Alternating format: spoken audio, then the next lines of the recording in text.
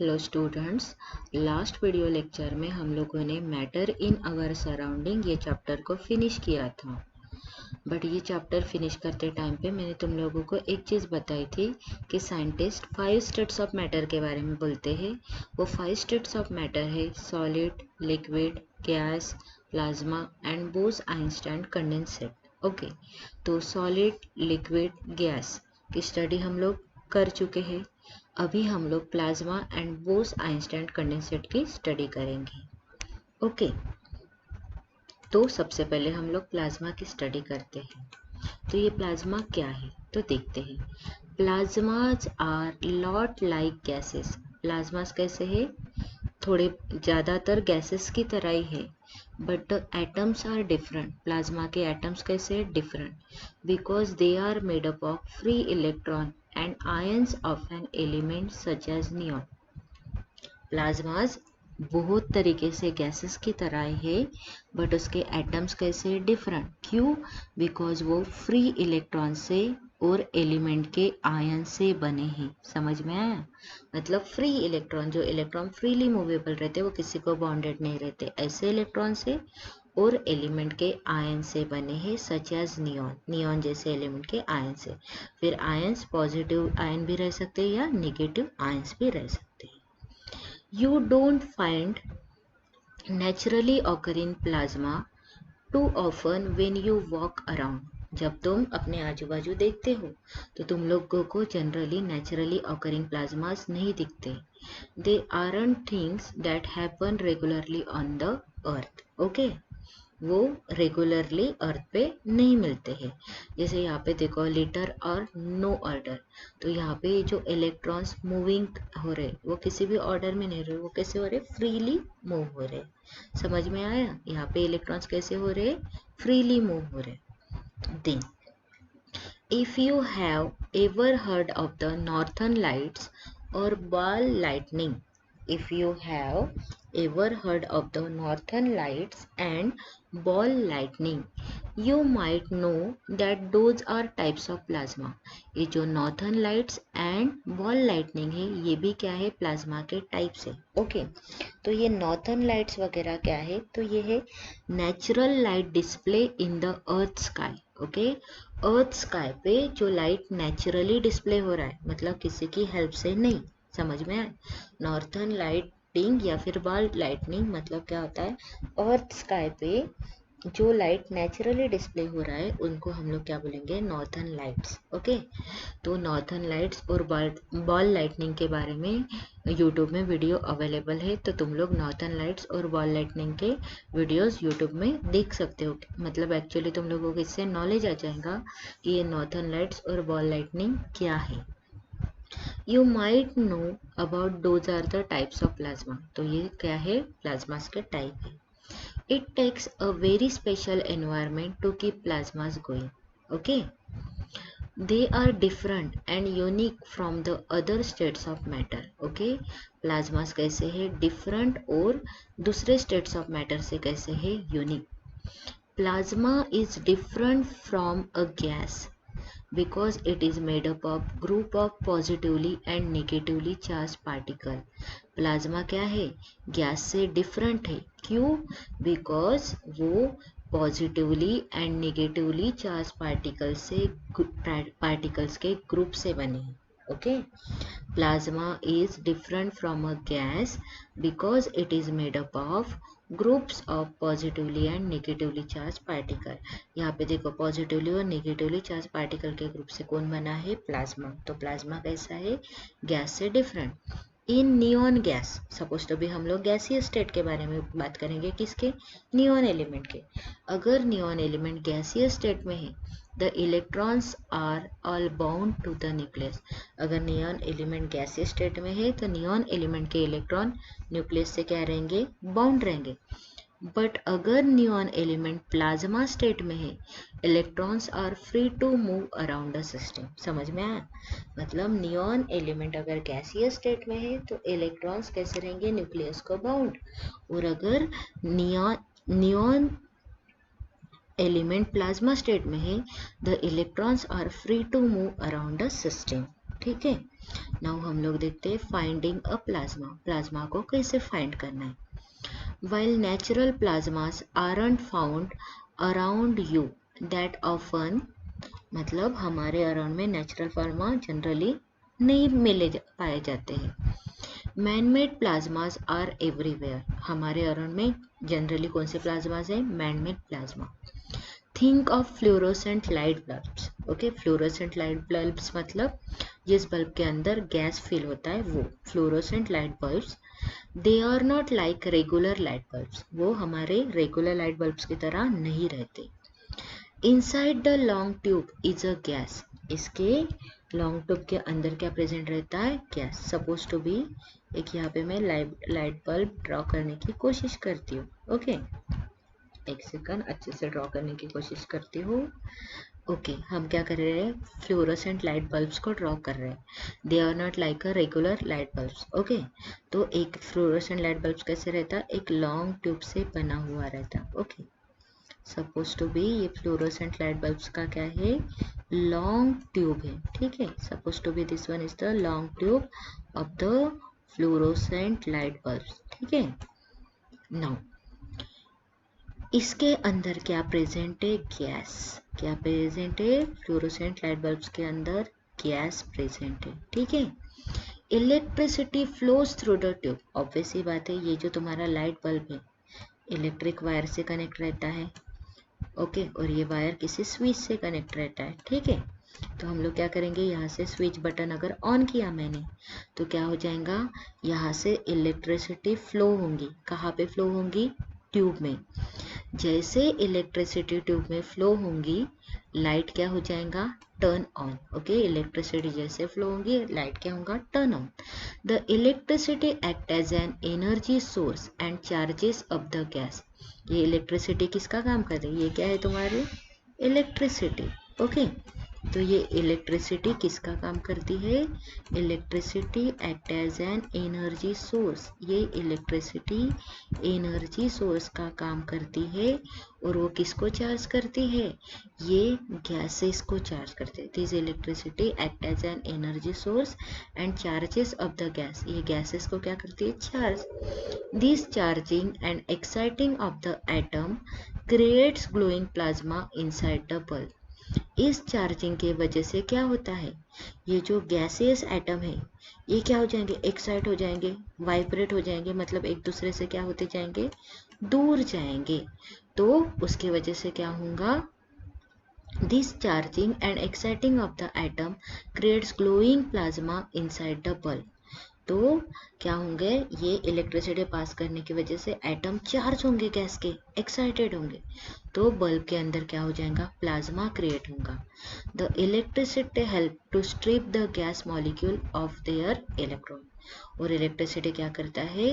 Gas molecule के जो electrons को फ्लो होने के लिए हेल्प करता है।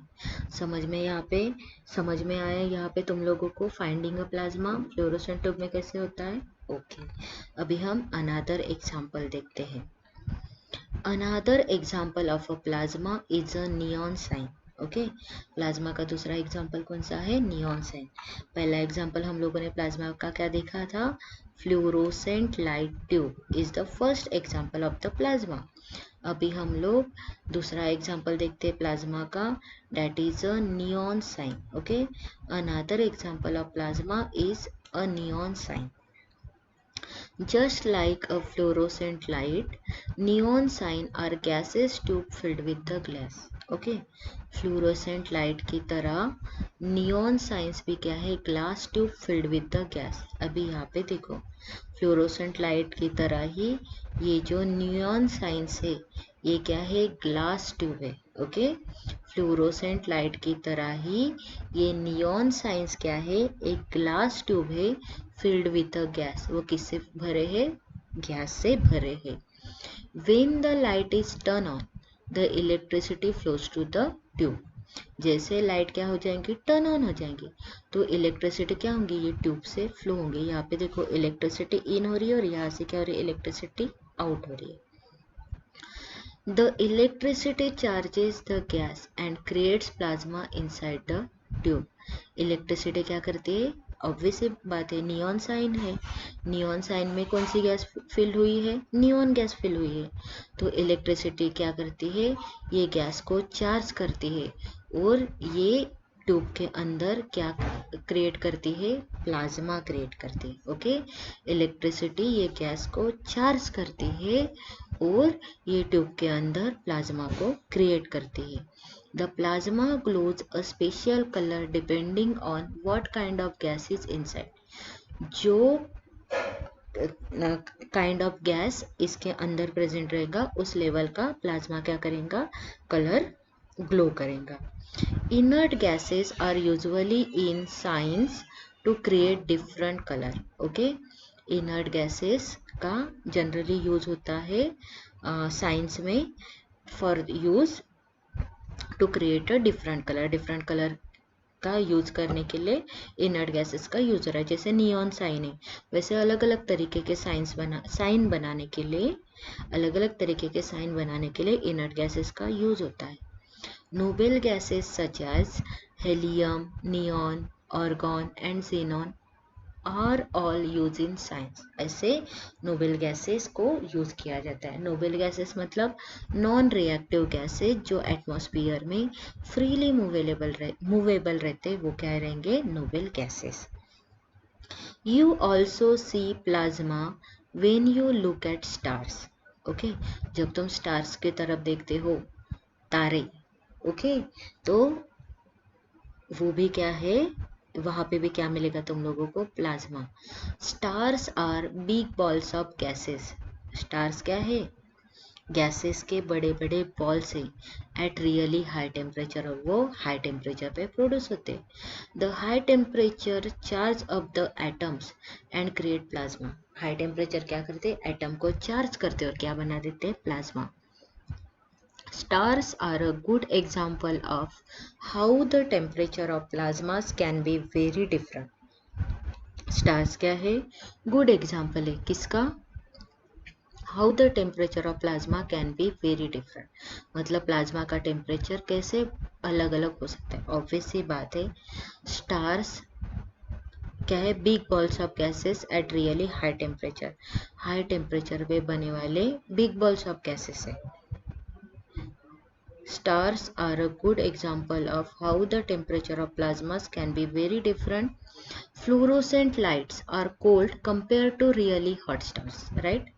हॉट स्टार्स में भी प्लाज्मा रहता है, फ्लोरोसेंट लाइट्स में भी प्लाज्मा रहता है, बट फ्लोरोसेंट लाइट्स कैसे? Cold compare to the hot star. Hot star के कंपैरिजन में फ्लोरोसेंट लाइट कैसे है? कोल्ड है।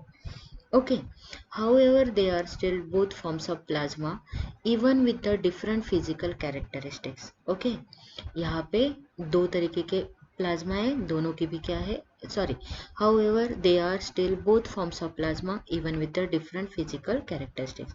मतलब जो फ्लोरोसेंट लाइट में वो वहाँ पे भी क्या क्रिएट हो रहा है? प्लाज्मा क्रिएट हो रहा है, और स्टार्स में भी क्या प्रेजेंट है? प्लाज्मा। भले ही दोनों में की फिजिकल कैरेक्टरिस्टिक्स डिफरेंट है, मतलब फ्लोरोसेंट लाइट कोल्ड है as compare to the hot stars, but दोनों भी डिफरेंट फिजिकल कैरेक्टरिस्टिक्स वाले क्या है? प्लाज्मा। तो ये हो गया प्लाज्मा के बारे में, जो तुम्हारा फोर्थ स्टेट ऑफ मैटर है, प्लाज्मा। अभी तुम्हारे टेक्स्ट बुक में क्या दिया है प्लाज्मा के बारे में, ये हम देखते हैं। The state consists of super energetic and super excited particle, right? Plasma state पे कैसे रहते? सुपर एनर्जेटिक मतलब जिसकी एनर्जी बहुत ज़्यादा रहती और जो बहुत ज़्यादा एक्साइटेड पार्टिकल्स वाले स्टेट रहती है। ओके, तो समझा ये कौन सी फिजिकल स्टेट है जहाँ पे सुपर एनर्जेटिक और सुपर एक्साइटेड पार्टिकल्स है। These particles are in the form of ionized gases.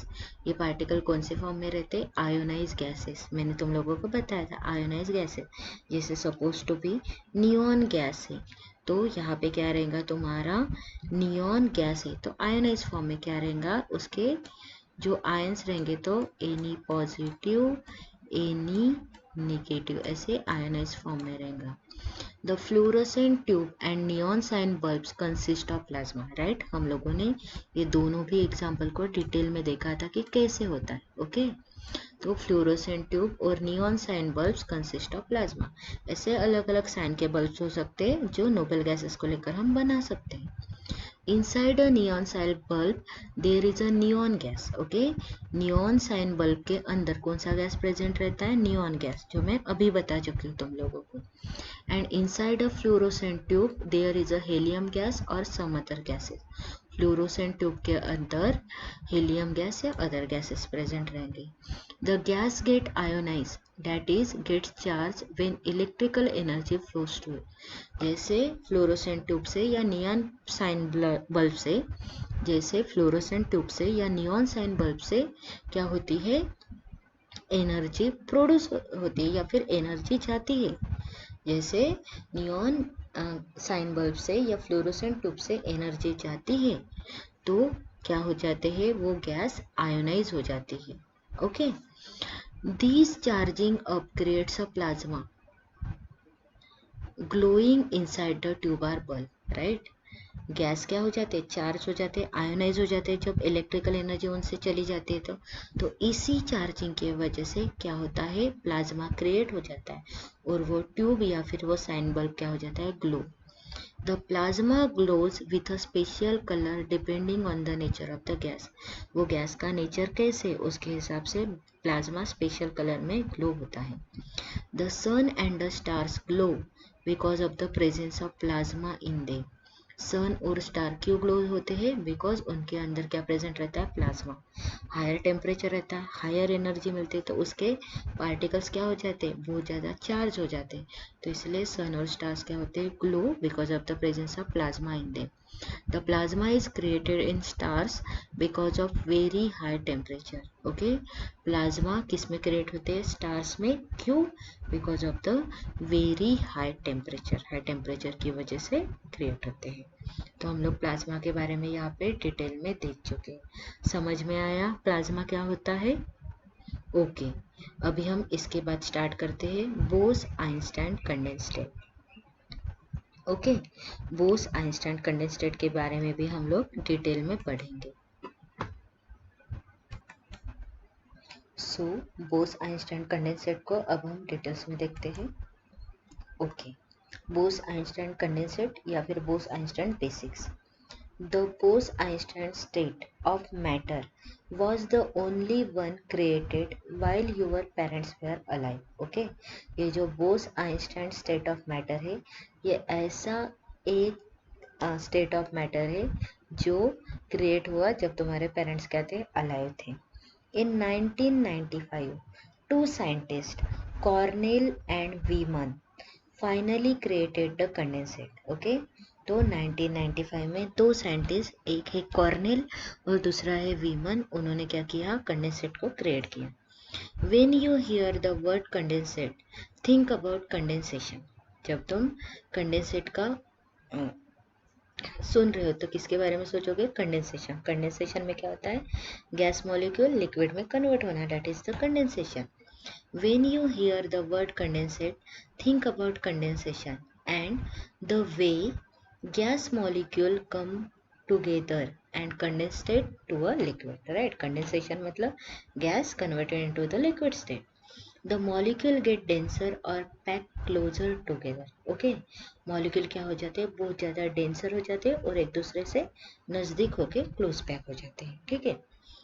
To other scientist Satyendra Bose and Albert Einstein. सुने हो ना? Satyendra Bose is the Indian scientist. Two other scientists, Satyendra Bose and Albert Einstein, had predicted it in the 1920s. इन लोगों ने ये Bose Einstein condensate states of matter के बारे में 1920 में ही प्रेडिक्ट किया था. But they didn't have the equipment and facilities to make it happen at that time. But उनके पास में वो इक्विपमेंट या फैसिलिटीज अवेलेबल नहीं थी कि ये स्टेट्स ऑफ मैटर को वो डिस्कवर कर सके. नाउ वी डू, अभी हो गया है, ये स्टेट्स ऑफ मैटर डिस्कवर हो गया. If plasmas are super hot and super excited atoms, the atom in a Bose Einstein condensate are total opposites. ये BC उसका सिंबल है. बोस आइंस्टाइन कंडेंसेट को BC भी लिखा जाता है. तो अगर प्लाज्मा सुपर हॉट है और प्लाज्मा के एटम सुपर एक्साइटेड है, तो जो तुम्हारा बोस आइंस्टाइन कंडेंसेट है वो कैसे, total opposite. They are super unexcited and super cold atom. Okay, ये कैसे, सुपर अनएक्साइटेड और सुपर कोल्ड एटम।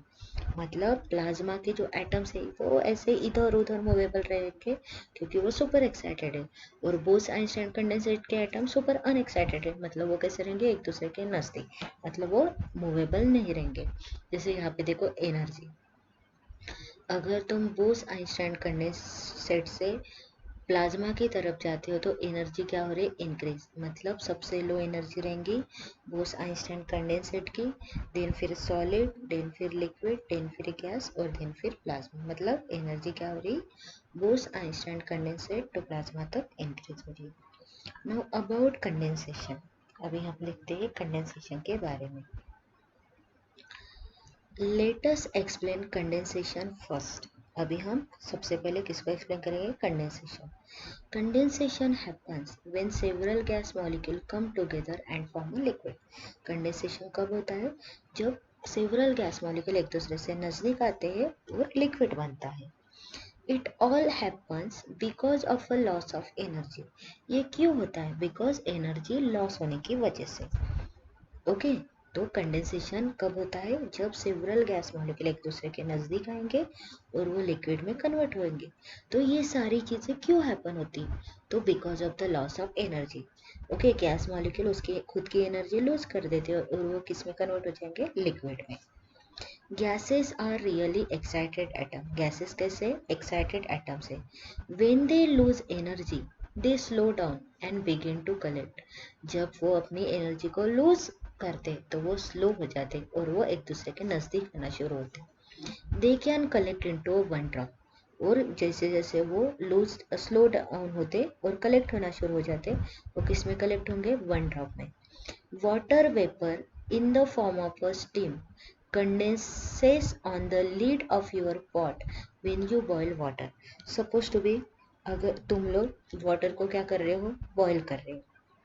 ओके, यहाँ पे एक बर्तन है, इस बर्तन में क्या कर रहे हो, तुम वाटर को बॉईल कर रहे हो और वाटर के ऊपर मैंने कुछ ढक दिया। ओके, एक लीड समझो, ये मैंने लीड को वाटर के ऊपर क्या किया, जो तुम वाटर को बॉईल कर रहे हो उसके ऊपर मैंने ये लीड को क्या कर दिया, ढक दिया।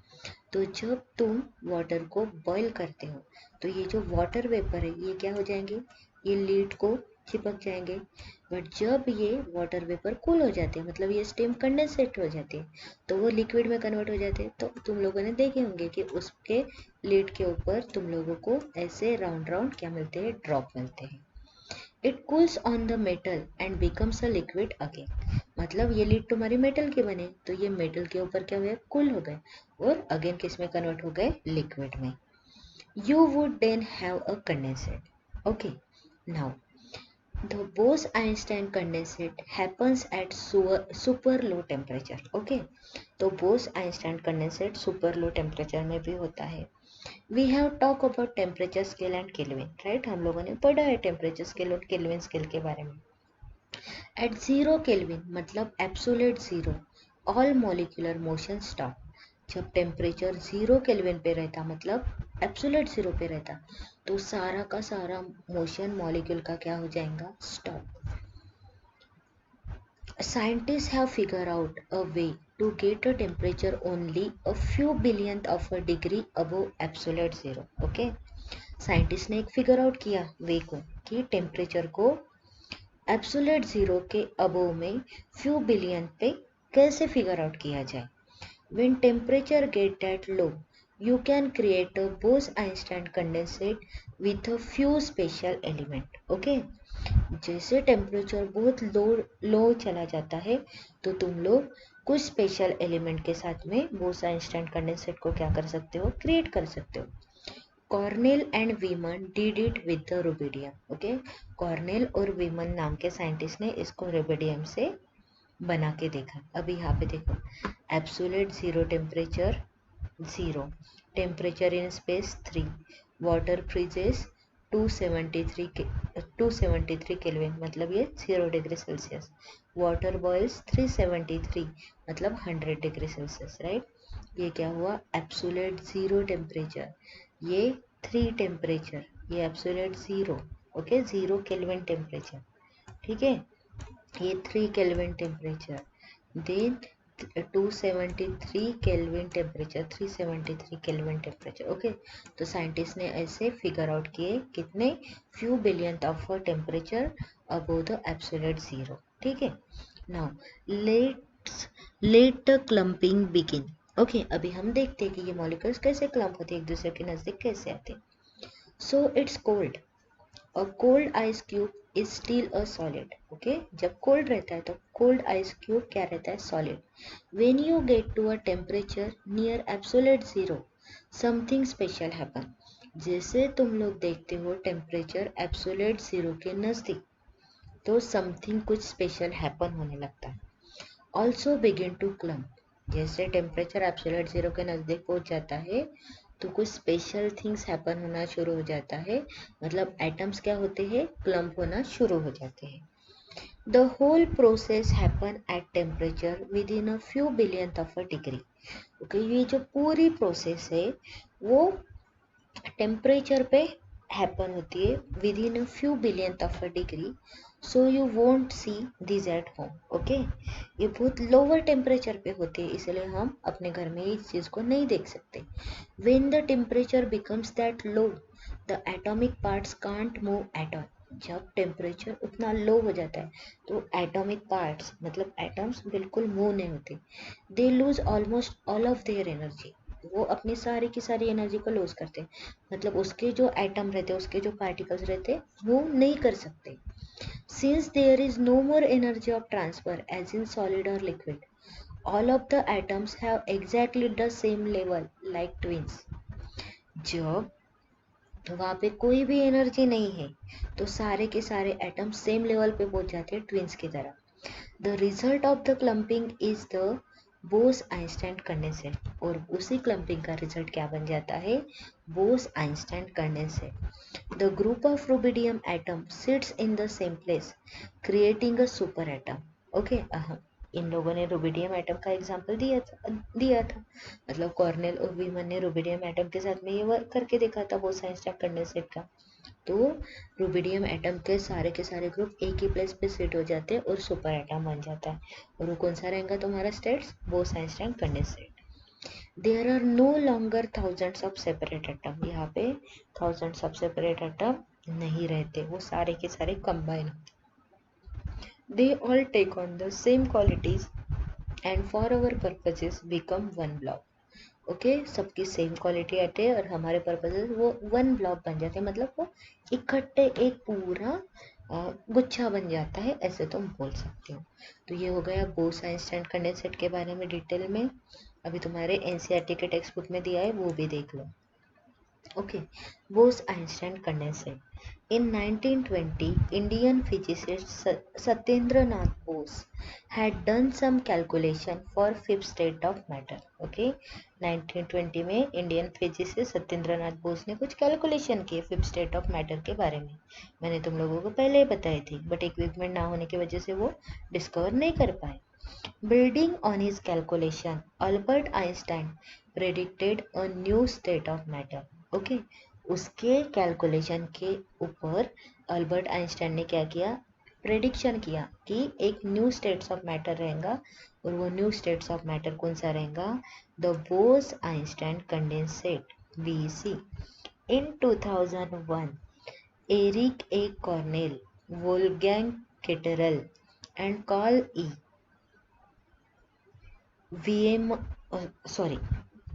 In 2001, Eric A. Cornell, Wolfgang Ketterer, and Carl E. Wieman of USA received a Nobel Prize in Physics for achieving Bose-Einstein condensation. Okay, इन तीनों को बोस-आइंस्टाइन कंडेंसेशन बनाने के लिए बोस आइंस्टाइन कंडेंसेशन को डिस्कवर करने के लिए नोबेल प्राइज मिला फिजिक्स में।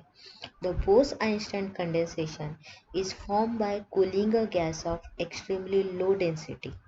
बोस आइंस्टाइन कंडेंसेशन कैसे बनता है, गैस को कूल करके, बट कैसे, एक्सट्रीमली लो डेंसिटी पे, about 100,000 the density of normal air to super low temperature, okay.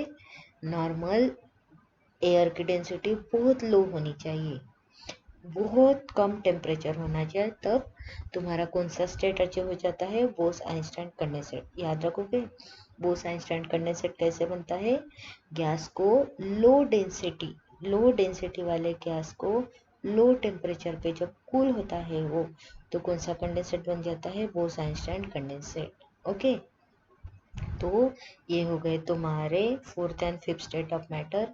Fourth state of matter plasma and boss Einstein condensate is the fifth state of matter.